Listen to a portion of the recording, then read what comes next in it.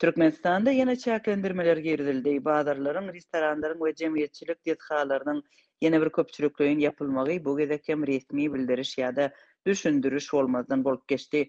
Lokmanlar COVID-19 keseliniň ýene-de köpelýänligini aýdýar. Türkmenistanyň häkimetleri ýurtdaky koronavirusy henidem boyun almaýarlar.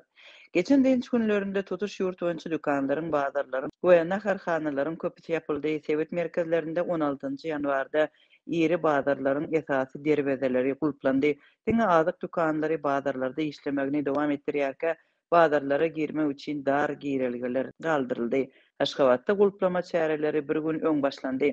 Adatlyň Liwap vilayatyndaky habarçylaryň sözlerine görä, Farapda yerli daýhan bazarynda sewda nokatlarynyň hem kafelerin gapylary yerli sanitariýa epidemiologiýa stansiýasy tarapyndan möhürlenipdir. Goňşy mardaky ýagdaý hem şoňa meňdeş. Marda sewda, nahar we hyzmatlar puwdagyndaky kärhanalaryň hemmesi diýen ýaly ýapyk dur ateljeler, delekxanalar, kafeler, restoranlar we toý mekanlary näwelli wagtlyk işini besetdi. Ilata toý we ýaz dawaralaryny geçirmek gadagan edildi. Telekeçiler çäklendirmeler barada işe baranlarynda bilip galdy. Aşgabatyň ýaşaýjylary bolsa çäklendirmelerin girdilendigine ilkinji bolup şaýat boldular. Aşgabat şäheriniň ýaşaýjylary täze karantin çäklendirmelerinden bihabar bolup 15-nji ýanwarda irden sewda merkezlerine, geýim bazarlaryna, restoranlara we dükanlara baranlarynda olaryň karantin üçin ýapyk duranlygyna göz ýetirdiler.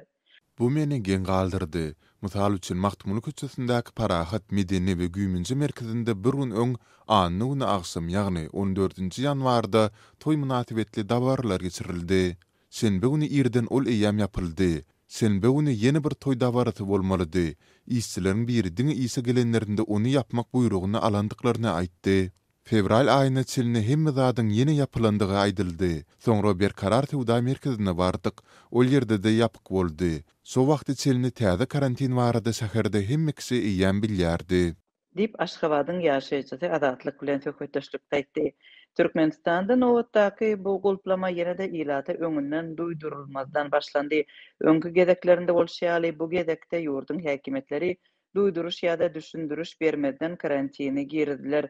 Şol bir wagtyň özünde de koronawirusyň ýurtda resmi taýdan hasaba alınmandygyny aýdýan ýurdun ýolbaşçylary häzirki karantiniň näçe wagt dowam etjekdigini hem ma'lum etmeýärler. Bu aralykda Azatlyk bilen gizliň söhbetdeş bolan saglyk işgärleri we Sewet lokmançylyk merkezleriniň resmileri täze koronavirus tolkuny barada habar berýärler. Bu kesel orta mektepleriň we uniwersitetleriň okuwçylarynyň arasynda köplenç duş gelýär. Sewetdäki ýokunç keseller we reanimasiýa bölümlerinde hastalar üçin yeterlik yer ýok. Marynyň hastahanalaryny işleýän bir näçe lokmanyň sözlerine görä, keselhanalara diňe adatdan daşary ýagdaýlarda hastalar kabul edilýär. Sewet Saglygy saklaýyş bölüminiň buyrugy bilen lokmançylyk edaralary ýokary taýýarlyk derejesine getirilýär. Saglygy saklaýyş işgärleriniň sözlerine görä, şu günler koronawirusa garşy tanjymlara has köp üns berilýär. Türkmenistanda COVID-19 vaksinasiýasy hökmanydyr.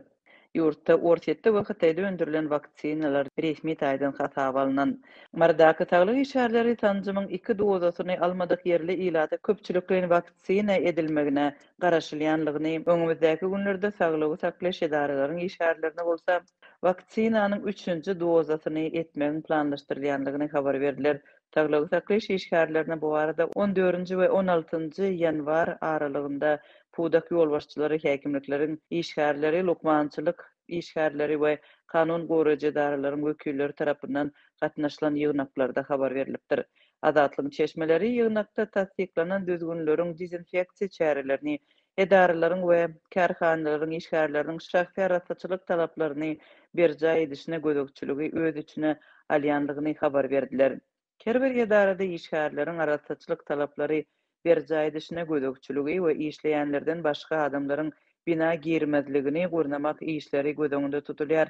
Her işgäriň şahsy derman gapyrjagynda 4 sany maska, lokmançylyk eldikleri, aksalin, mazy, antiseptik bolmaly. Mekteplerde çağalary kiçik toporlara bölüp bilim bermek meýilleşdirilýär we çağalar baglarynda çağalaryň toporlarynyň 14-15 adamdan geçmezligi göz öňünde tutulýar. Liwap vilayatynyň resmileriniň adynyň agdalmazlygy şerti bilen Azatlyk aýtmagyna görä, keselçiligiň köpelmegi sebäpli Ýakyn hepdelerde hereket çäklendirmeleriniň giridilmegine we ýurdun içinde ýaňy ýakynda ýola goýulan ýygyderli howa gatnawynyň gaýtadan bölekleýin ýatyrylmagyna garaşylýar. 4 aýa goly wagtlap dowam eden öňkü gulplama dekabr aýynyň 1-nji ýarymynda ýatyrlypdy. Häzirki karantin çäklendirmeleri gümrük hyzmatlaryna da täsir edýär. Azatlygyň habarçylarynyň sözlerine görä, Türkmenistan bilen Özbegistanyň arasyndaky serket gözekçilik nokatlarynda uloglary we ýükleri dezinfeksiýa etmek boýunça çäreler güýçlendirilýär.